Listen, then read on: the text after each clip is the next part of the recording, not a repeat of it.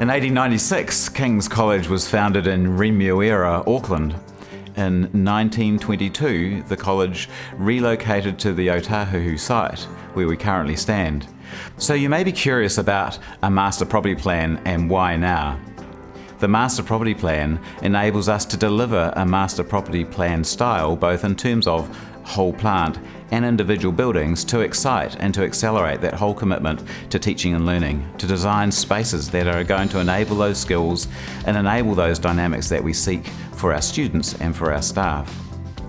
The golf club land purchase at our boundary is a 1 in a 100 year opportunity.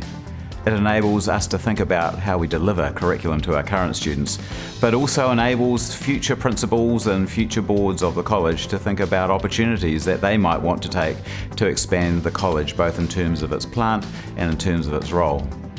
One of the first buildings we have is the Performing Arts Centre.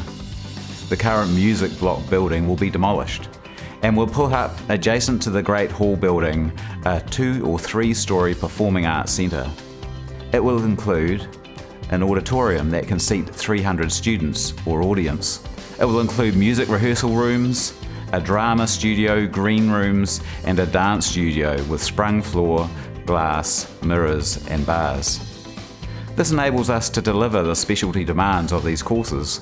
It also enables us the opportunity to look at integrated programs, musical theatre for example, and we want for this building to enable the whole notion of performing arts to grow and develop at King's College.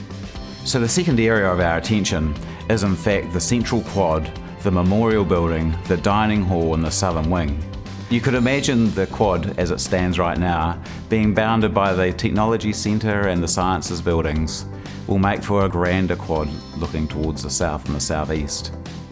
We have to address the earthquake strengthening issues of the dining hall, and so in doing so we want to advance and to add to what the dining hall can give us as a facility. We like dining for the boarding students, but we also like the idea of a cafeteria. And in fact, we'd like to mix up the whole notion of cafeteria dining, if you like, and a dining hall in its traditional sense, and enable day school and boarding school students to be able to make a selection as to the style of dining that they might like to choose. The memorial building, in its current form, has adults only in it. We'd like to open that up to the students. And in fact, we're going to move the staff room into the golf club house. And that will enable us to deliver a student-centric building into the memorial building. We're going to return the library to the memorial building, where in fact it once was. On the bottom floor of the memorial building, we'd like to add the notion of a student services centre. So we'd like to put all aspects of student service together. Not only will this make easy access for students, but it will also enable us to ensure that the staff work together, work closely and connectedly to serve the students in whatever need they might have. Currently, 600 students who are day school students come off the trains and into the back entrance of the college. Under the master property plan dimensions, they're going to be able to walk up the golf club driveway. And as they walk further forward, they're going to strike Dayhouse Precinct. The Dayhouse Precinct stretches from just behind the Technology Centre and arcing right through behind the chapel, right up to Taylor House, will become like a street. 7 addresses for day houses, all north-facing, all self-contained, and all holding the character of each of those houses. We are very aware of the girls' enrolments, and at 150 girls who are day school girls in the college already, a Taylor 2, under a different name, needs to be constructed. The big building which follows actually sits between the chapel and schoolhouse. Between the chapel and schoolhouse, we have the capacity to build a PE and sports facility, which would include 2 netball courts and an indoor swimming pool. Glass will enable us to see through the building into the golf club land, which is actually quite a nice vista, and also forward into the field space, which is also a great connection as well. And so while there's a lot of design to go into that space, we do want to include weights gyms, the ability to have spaces for students to do aerobic exercises, classrooms, toileting and showering facilities, and all those aspects that add to what a sporting precinct is. We know that our current obligations that we impact our students with puts a lot of weight on our green space.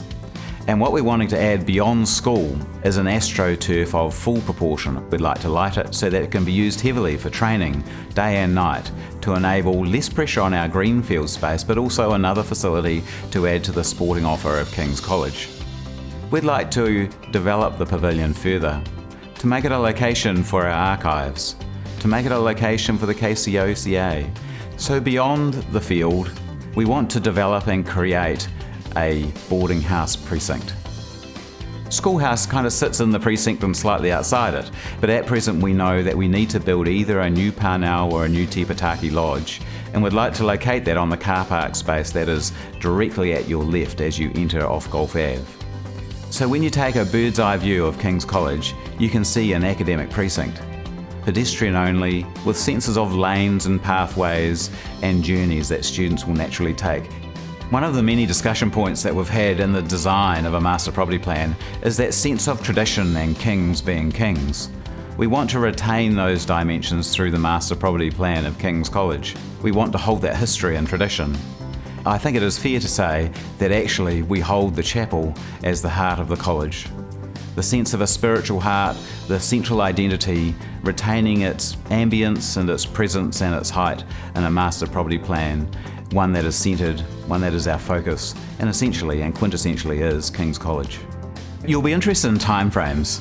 The Performing Arts Centre is clearly in our focus, and we want to start the design process of that next year as soon as we return to school, and we look forward to involving you in those discussions. Up to and including the PE precinct and the AstroTurf space, we can see that the tenure of the first development of a master property plan is probably 8 to 10 years. Probably in the vicinity of $50 to $60 million. And we have ambitions and we have a sense of that being realistically and realistically achieved. Thank you for your time. We certainly appreciate your interest, and we've all been in anticipation of the final step in the master property plan. We look forward to communicating with you at every step of how the master property plan is developing, and look forward to your involvement and your engagement and reporting back to you how we're delivering on our ambitions. A master property plan for King's College which delivers on a best all-round education.